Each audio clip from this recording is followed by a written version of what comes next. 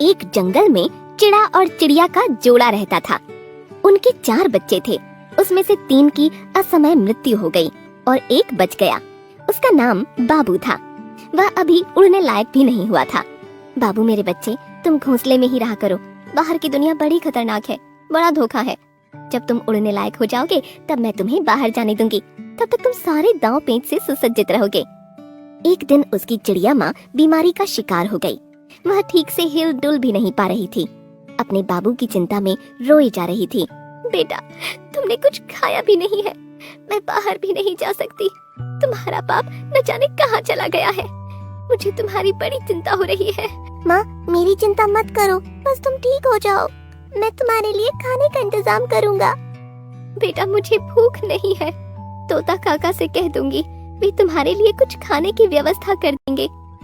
माँ, बाबू को कोई चिंता नहीं है। बेटा, चिंता होती तो वे इस समय हमारे पास होते। इतने में चिड़िया ने तोते को देखा और बुला लिया।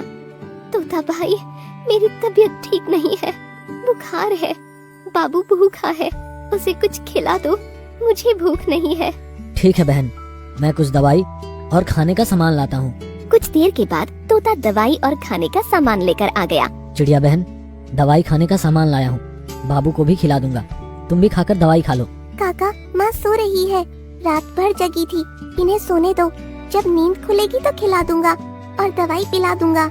ये कभी दिन में सोती नहीं, शायद बीमारी की वजह से नींद आ गई है। तुम इसे कुछ खिलाकर दवा जरूर खिला देना, तुम्हें भूख लगी है, खा लो। तोता काका के जाने के बाद बाबू ने कुछ दाने खाए और बाकी रख दिए।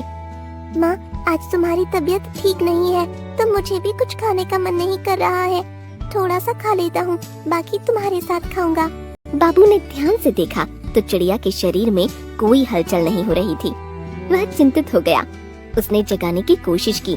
चिड़िया ने सर उठाया लेकिन ठीक से बोल नहीं पा रही थी।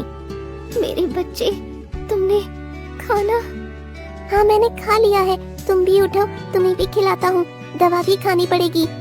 बेटा, अब मुझसे बोला नहीं, तुम अपना ख्याल। मैं अब नहीं।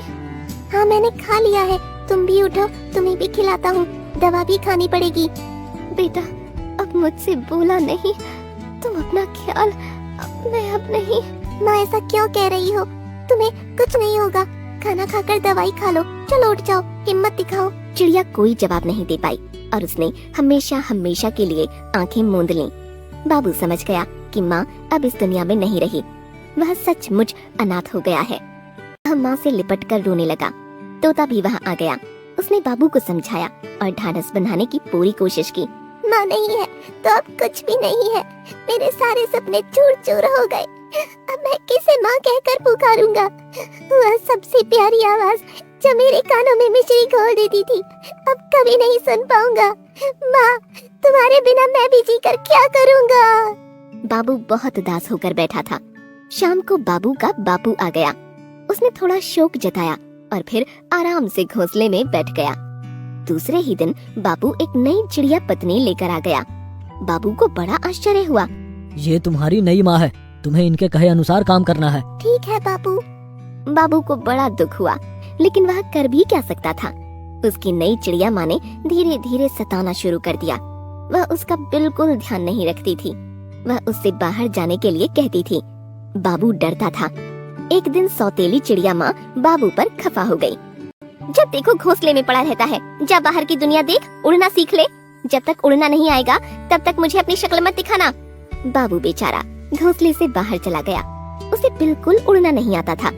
वह दुबक कर दूसरी डाली पर जाकर एक कोने में बैठ गया। रात हो गई। उसकी हिम्मत घोंसले में वापस आने की नहीं हुई। बाबू को डर लग रहा था। कुछ कीड़े मकोड़ों की आवाज आ रही थी। हे भगवान, मैं क्या करूं? कहाँ जाऊं? अरे, डाली पर किसी जानवर के चढ़ने की आवाज आ रही है। अरे बाप रे, सांप आ रहा है, बचाओ बचाओ। एक जहरीला नाग उसके पास पहुंच ही रहा था कि बीच में एक बड़ा उल्लू आकर बैठ गया। अबे सांप के बच्चे, इस अकेले बच्चे को देखकर तू अपने आप को 30 मार खान समझ बैठा। भगवान ने दुनिया में शेर पर सवा शेर भी बनाया है। अरे उल्लू भाई, तुम्हारी मेरी कोई दुश्मनी नहीं है, मुझे मेरा आहार खाने दो, बड़ी मेहरबानी होगी। मेहरबानी के बच्चे, चुपचाप भाग जा यहाँ से। बच्चे को छू भी नहीं पाएगा तू। और मैं तुझे अपनी चोट से मार मार कर ऊपर पहुंचा दूंगा। सांप आगे बढ़ा और उल्लू ने 3-4 वार कर दिए। सांप डरकर भागने लगा। उसे ठीक से दिखाई नहीं पड़ रहा था। उल्लू को रात के समय सब नजर आ रहा था। सांप जब पेड़ से नीचे उतर गया तब बाबू की जान में जान आई। अरे बच्चे, रात के समय बाहर बैठकर क्या कर रहे हो? जाओ अपने घोंसले में जाओ। काका, माँ ने कहा है जब तक उड़ना नहीं सीख जाओगे घोंसले में मत लौटना। ऐसी कौन सी माँ है जो अपने बच्चे को रात में बाहर कर देती है? चलो मेरे साथ मेरे घोंसले में, खाने के साथ आराम करने को भी मिलेगा। हम उल्लू रात को जागते हैं, तुम तो उल्लू नहीं हो। उल्लू बाबू को अपने घर में ले गया और उसे सुला दिया। सवेरे बहुत देर के बाद बाबू की नींद खुली तो सामने उसका भोजन तैयार था। लो बेटा खा लो, सूरज सर पर आ गया है, तुम चिंता मत करो। कुछ दिन मेरे साथ रहो, फिर उसके बाद तुम उड़ने लायक हो जाओगे। मुझे तो दिन में ठीक से दिखाई नहीं पड़ता, रात में देख सकता हूँ, इसलिए मैं रात में ही उड़ता हूँ। तुम्हें दिन में तोता काका उड़ना सिखा देंगे। नई चिड़िया माँ ने चिड़ा से कुछ अलग ही कहानी सुना दी। चिड़ा ने सोचा बाबू अपनी मर्जी से उड़कर कहीं चला गया है, पंख आने के बाद इस घोंसले में रहकर क्या करेगा, कहीं अपना नया घोंसला बनाएगा। उधर कुछ दिन के बाद बाबू तोता काका से उड़ना सीखने लगा। वह बड़ा भी हो रहा था। 2 दिन में ही वह बड़ी अच्छी तरह से उड़ना सीख गया। तोता काका के कहे अनुसार उसने अपने लिए एक बहुत सुंदर सुरक्षित घोंसला बना लिया। उसमें खाने का भंडार भी इकट्ठा कर लिया।